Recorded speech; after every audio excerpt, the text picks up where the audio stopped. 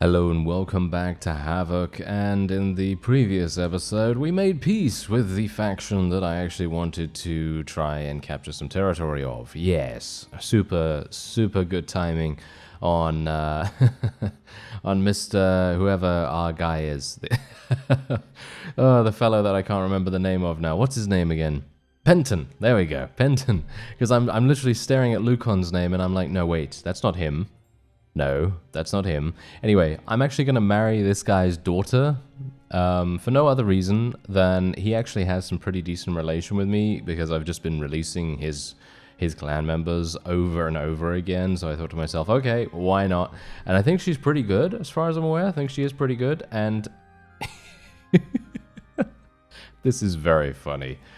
Okay, usually, you know, in the regular game, where you go and marry someone, doesn't matter who it is, but you just marry someone, there's always a little amount of money that has to change hands, because obviously you're paying some kind of stipend or, I can't remember the name of the official technical term for that thing, but you know what I'm talking about. You know, it's basically, giving a little bit of money over to the guy or whoever, the parent of the person that you want to marry, and then the marriage is officially, all working as intended and everything.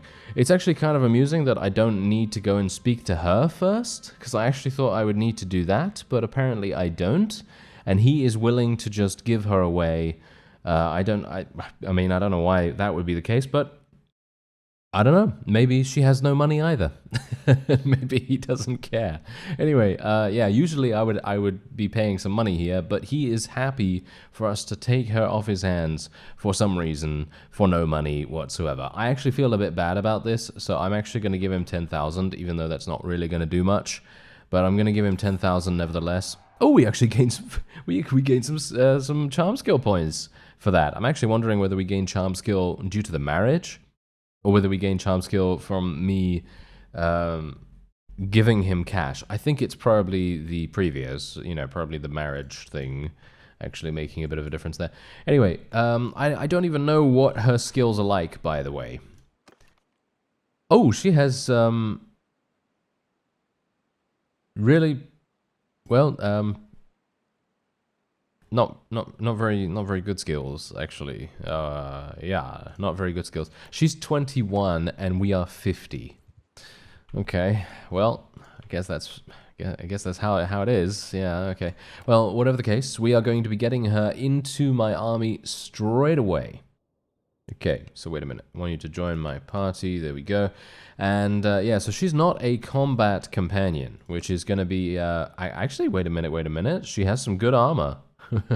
Someone actually recommended that I steal whoever we marry's armor and wear it for myself. And I'm actually wondering whether I should indeed do that. I mean, I have pretty bad armor, as you can quite clearly tell. And if she dies, which does seem to be a bit likely at the moment, it might make sense for me to maybe just take that for now, just to make sure that it doesn't go to waste.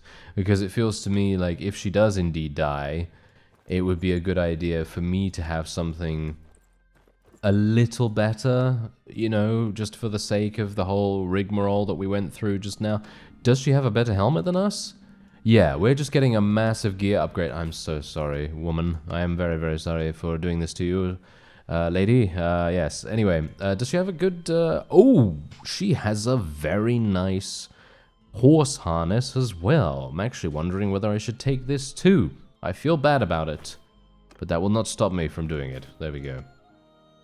Fantastic. Okay, I'm not going to take any of her other stuff because, let's face it, I basically just stole everything from her. Oh, I feel bad. I do feel bad, but it's okay. She's going to level up really, really fast, and I'm not sure if she has any skill in scouting. A lot of people in the comments are talking about getting a scouting companion, and yes, that's actually true. That's a really good idea, because obviously if I'm going to be the one that has to do the engineering, then I should probably get someone else to do something else, because obviously I think some of you actually did let me know the various titles that engineers can have. And I believe it's the Wainwright, the Engineer, and the something else. But I don't believe we have any of those available to us, unfortunately. So that's kind of bad, isn't it? Yes, that is actually kind of bad. Yeah, so unfortunately, as you can see, the only one we have is the Wainwright. She's dead, obviously. We had her die on us, which was not particularly good. But now, here's the thing. We need to find someone that is a scout. So I'm thinking, is the Huntress the scout? Yes, there we go. The Huntress is a scout. So we're going to send a messenger to her, and hopefully that's going to result in some wonderful, wonderful scouting information. And there we go. Already arrived at her destination. Okay, there we go. 652, very nice. And we now have her in our party as well. So now let's just go over here. What? We do... Oh, we don't have any armor for her. Well, that's not very good, is it?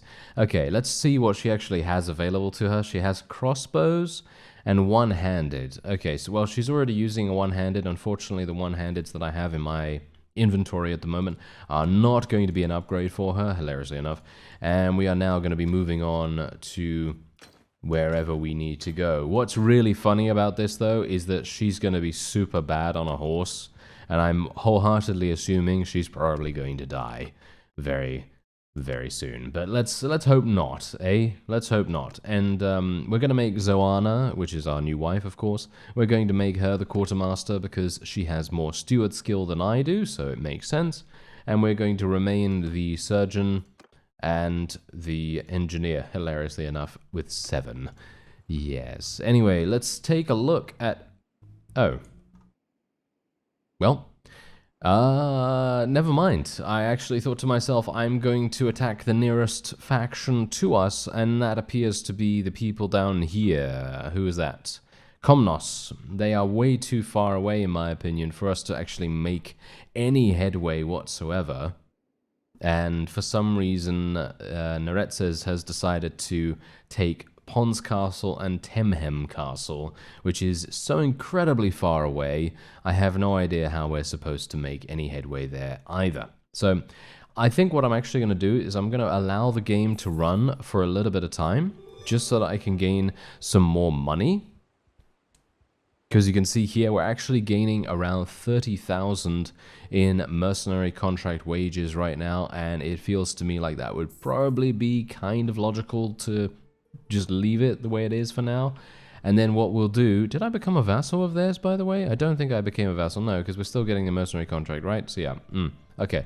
So what we're actually going to do, or at least what I hope to do, is to join another faction. Or... And now here's a pretty risky suggestion that I'm going to make. Or we literally go over to Baltakand, which is all the way over here, of course. This is where we are currently. I mean, we're basically at war with them, right? I mean, yeah, these are the Khergits, technically. This is Clan Khergit, led by Mesui, I believe. And what we're going to do is we're just going to attack them a little bit. I'm not really wanting to execute any of them or anything like that. But what I wanted to do quite badly is take, or at the very least try to injure as many of them as possible, and to hopefully get into a situation where their garrisons are ripe for the picking. In other words, they have no vassals with which to use their defenses against us. So we can try and see whether that works out. I mean, Mesui is right here. I mean, you could see that right here. She only has 39. I mean, really, only 39. It's pretty crazy. All right, let's do this. I'm just going to go in for an auto-resolve. Basically, I'm just going to auto-resolve most of the time against these smaller vassals. And actually, mentioning the smaller vassals, I wanted to touch upon something that someone mentioned in the comments about 1.7.1, because 1.7.1 is obviously what I'm playing on at the moment, and apparently one of you came across a really, really bad bug of sorts, where some of the vassals and lords tend to run around with a very small amount of wages, or basically they become bankrupt super fast. And apparently that is a more common issue than I anticipated. Masui's already back though, what? How is she back so fast? I have no idea. Let's actually just... Oh yeah, we can't do anything. Yeah, I can't barter with her when we're at war against her, but yeah. So if that is indeed the case, and that is indeed a bug with 1.7.1, then well, that's kind of bad. Let's just say, you know, that is actually kind of bad, because that means that we will probably have a slightly easier time than you'd expect, because of course, you know, if the enemy doesn't have any money, then, well, obviously they can't do much against us, right? Anyway, I'm just going to continue auto-resolving against these guys, continue getting relation with them, continue getting some experience as well. And what we're going to do is, I'm very much hoping that Masuri is now done, and she's no longer going to come and attempt to attack us. But what I'd like to do is try and take one of these castles and create my very own faction. I have been wanting to do this basically since the series started, but obviously, as I said in the previous episode, it's a bit difficult to get that to work, because when you are trying to, well, as the player character at the very least, when you're trying to make any headway whatsoever in the Havoc scenario, where there's everyone warring against everyone with maximum amounts of prosperity and everything, there's a lot of difficulty associated with that. But if we can actually make our own faction here, I'll be very pleased, because that means that we then have the ability to make war where we want to make war, and peace where we want to make peace, and we can potentially start eliminating factions as we go. I think that could be really, really fun. So what we're going to do is I'm going to leave the kingdom probably after the next round of mercenary wages, which shouldn't be in that shorter time, should be round about now. Yeah, there we go. Okay, fantastic. 18,000, and we are now going to leave the kingdom. Boom. There you go. All right. So now, here's the problem. I'm not at war against these guys, right? Yeah, I'm not at war against these guys. So what I'm actually going to have to go in to fight one of them individually. So I'm gonna say hello there to this guy, and yeah, we're gonna say deliver my demands. There we go, and we are declaring war against them. Just gonna attack straight away. There we are, and we're just gonna let him go, because of course we want to make sure that we maintain good relations as much as we possibly can with these vassals. We need to make sure that the lines of diplomacy remain open as long as we possibly can. Anyway, we are now going to besiege the castle, and let's see whether we can actually go inside and do something relatively useful. I know, me and useful? Oh, I never would have thought I'd see the day where I mentioned those two words together. Anyway, let's see if I can actually build this siege camp without being attacked, and also... Wait a minute. So, no one got inside, right? No. I think I must have imagined it or something. I think I don't know, saw someone go inside the garrison. But no, Masui was in there the whole time, right? Yeah. But once that siege tower is up and running, I might just go in, actually. I might just go in. I mean, the one thing that this is actually causing a bit of a problem for me in my head here is... how good is their garrison? Well, the garrison's not very good, as you can see, but, I mean, Masui's not doing very well either, so I guess we'll just give it a go. This is our first siege ever with our, well, I mean, let's face it, with our cavalry-focused force. It's really not going to work out too well, potentially, but we'll see. We'll see. Let's do this. Gonna tell all my forces to charge in. As I've said before, technically charging in doesn't tell everyone to go into melee immediately, and what it does is it just allows them to close the distance a little bit while still maintaining a small amount of ranged capability. I'd like to eliminate... yes, there we go. We eliminated that guy. Fantastic. Now if I could just kill that one as well, I'll be very happy. Nice. Okay, that is exactly what I wanted to do. My athletic skill is leveling up. Oh, look at that. I've got 27. Oh, I'm breaking the bank right now in terms of my athletic skill. Fantastic. Okay, hello there. Got to eliminate that guy as much as I possibly can. I need to make sure that these guys don't get on the ballista. if they get on the ballista, then bad things will happen. I don't know whether you've noticed that so far, but quite a few of our forces have been eliminated by the ballista itself. And I am very much hoping that we'll be able to stop that from happening. That was a nice hit, if ever I saw one. Pretty good. I will pat myself on the back for that. I'm being shot from somewhere. I don't know where. Over there? A little bit too far. Nice.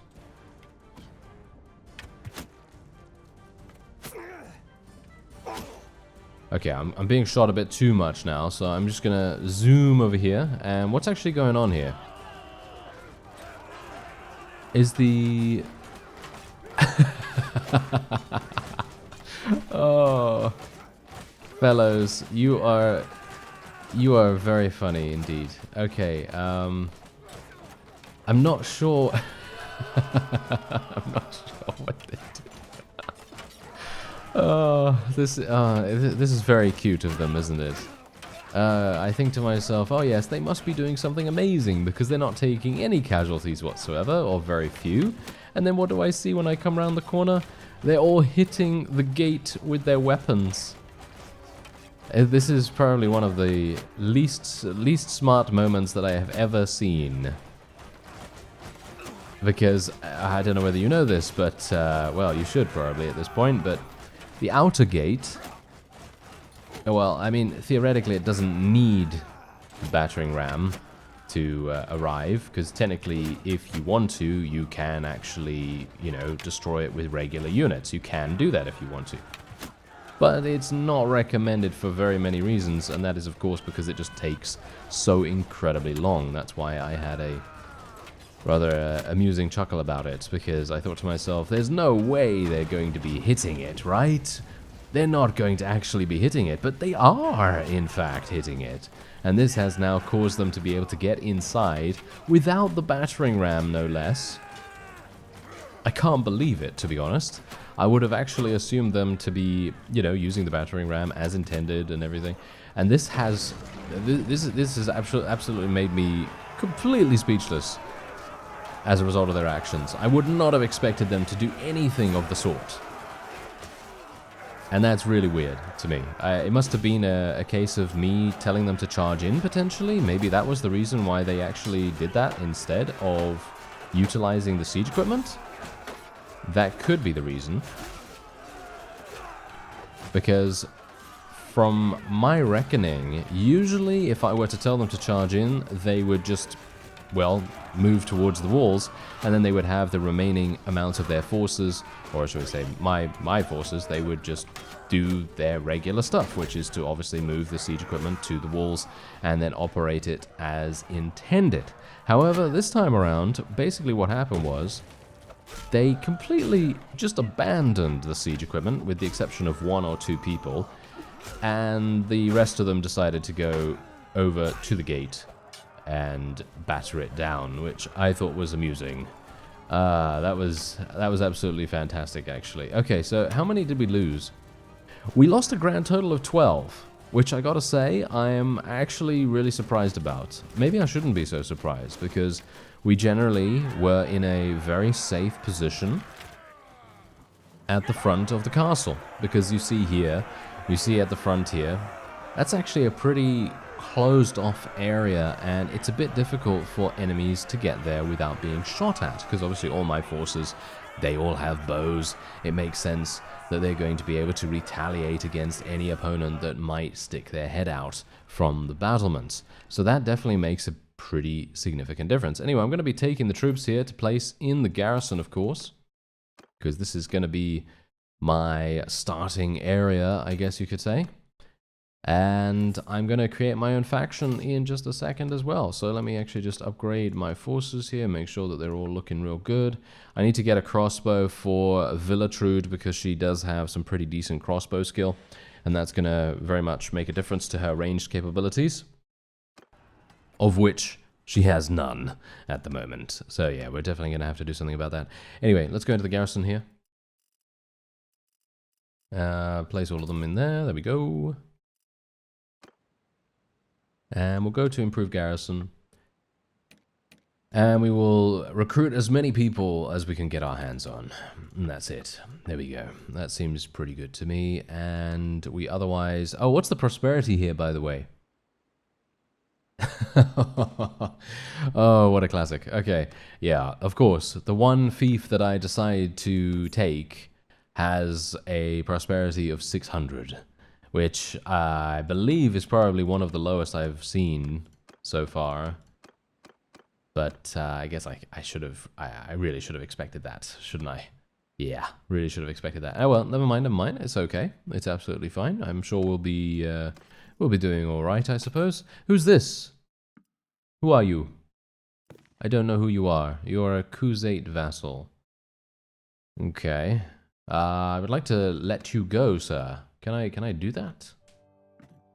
I don't think I can, because whenever I've talked to them in the past, that hasn't enabled me to let them go or anything. It basically just says, "You will remain my prisoner," and then we mock him and then leave the conversation. So I'm not entirely sure what's going on with that, but whatever the case, let's just wait here for some time, and then what we're going to do is, I think we have to, do we have to make a governor, actually? I'm wondering whether we have to make a governor here. Yes, assign governor. So I'm going to make Villatrude the governor for the moment. And then I have to speak to her within the castle, right? To be able to make my very own faction. I believe that is indeed the case. Right? Let me actually just have a look here. Yes, I need to be clan tier 4. Right, okay.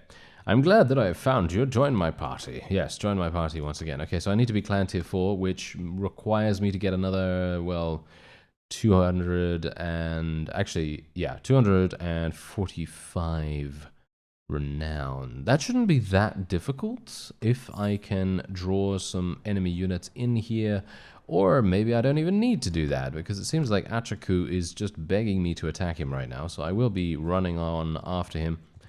I hope that Kardovich Castle does not get attacked in the meantime.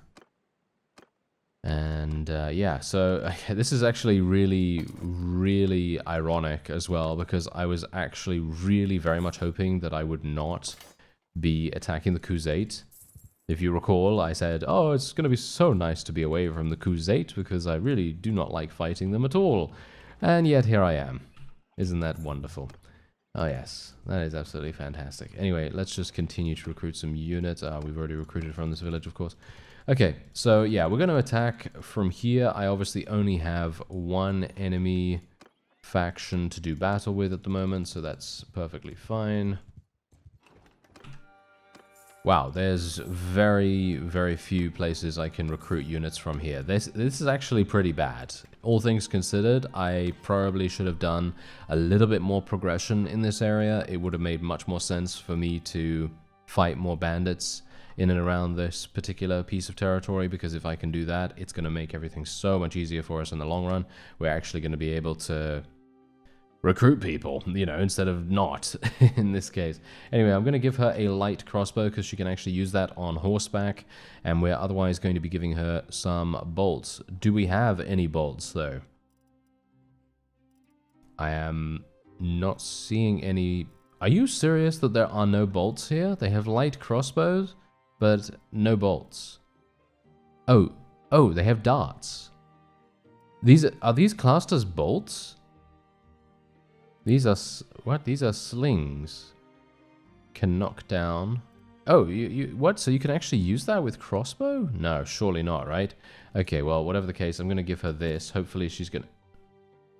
Oh, okay. She disappeared for a second there. I thought to myself, what? What happened? Where did she go? She stepped into the Twilight Zone for a real quick second. Anyway, there we are. Okay, right. Well, that's perfectly fine, I suppose. And let's move on. Let's move on, because Kardovich Castle will hopefully do its own thing over there, and we will have fun attempting to attack that, I suppose. Let's go over to Dinar Castle, I guess, and we'll just take a look at the garrison there instead. Alright, a little bit more doable. Let's take a look at the wages of this particular place. As you can see, Kardovich is doing nothing for us. It's giving us 164, whereas the village nearby is actually giving us over double that, which is hilarious in itself. But the prosperity of Dinar Castle is much better, and I would like to be able to capture this if at all possible. So let us do another siege. I don't know whether it's going to actually result in anything amazing. I'm going to spec another point into engineering. We have one more attribute point to spend as well. And I'm probably going to be spending that in probably control. I'd like to level up my bow skill a little bit faster, I guess. And I am a bit worried about this particular siege because literally the previous siege, okay? You know how it was. We had 140 enemies to fight or something like that. This one we have 326. Yes. Might be a little harsh, right? Might be a little harsh. So not sure if we're going to be able to do this, but we'll try our best. And we'll see. Ah, look at that. I actually did level up my engineering skill. Let's have a look. Yes, this seems good. Yep, that one seems good. Non-ranged siege engine build speed increased by 10%. Yes, give me that. That's hopefully going to make it a little bit easier for us to gain some engineering skill as well. Okay, so apart from that, do they have... Oh, they have no food. Okay, now that's actually kind of interesting. So here's the thing. I remember a long time ago when I first started playing Bannerlord, I was very much hoping that I would be able to starve out garrisons, because in some other mods for Warband, the starvation mechanic was really effective and could eliminate many units before you actually went into a siege. And in the base game of Warband, it was basically impossible for that to happen. You would pretty much never ever see a thief without any food whatsoever, and there was basically no hope of taking advantage of this mechanic. However, when I saw that food was actually a thing and was actually quantifiable in, well, shall we say, in value form, in the case of days, in this case, as you can see right here, then I thought to myself, wow, that's actually super nice, because that means that we can have additional strategies. We can prevent caravans from getting into the castle. We can prevent villagers from, going around the place and delivering supplies and so on and so forth. And that is really nice. Unfortunately, in my opinion at least, I mean, maybe this is just me, but for me, I think that the amount of units that go down into unconsciousness, I think it is a bit too slow.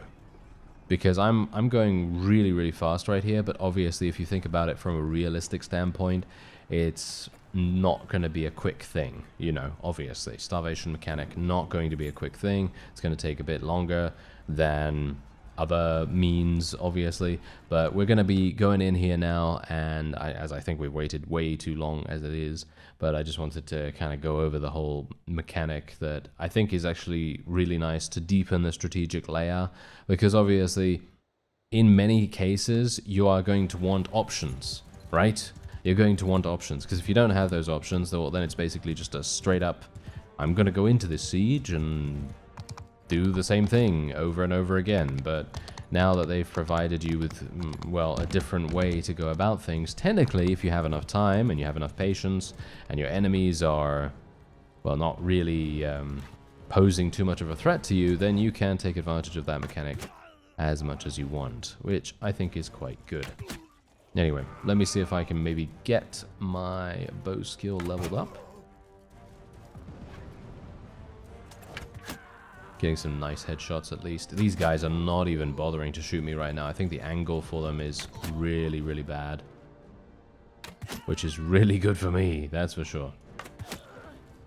And I'm not going to be charging my forces in this time, because I'm going to hopefully have them utilize the siege equipment that we have available. Obviously that's a bit, I don't know, it's potentially a big ask, because the enemy does have catapults, and catapults are fantastic at destroying siege equipment. So it could very well be the case that we're not even going to be seeing our siege even reach the walls. That's the thing.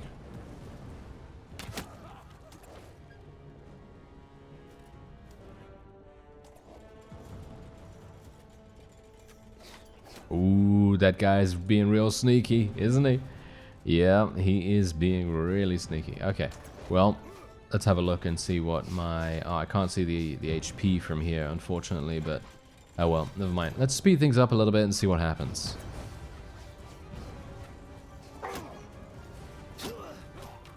Okay, so I'm being shot at from somewhere. From there? He shot through the wall. Okay, yep, he shot through the wall. That is that's realistic. Anyway, we are hopefully going to... Oh, I don't even know. What's the HP of this thing? I can't tell. Okay, my battering ram is doing okay. The health of my forces seems to be doing okay as well. I'm not seeing very many places that I can shoot. Oh, got him. Wow, okay. I'm kind of surprised that I got him from that distance.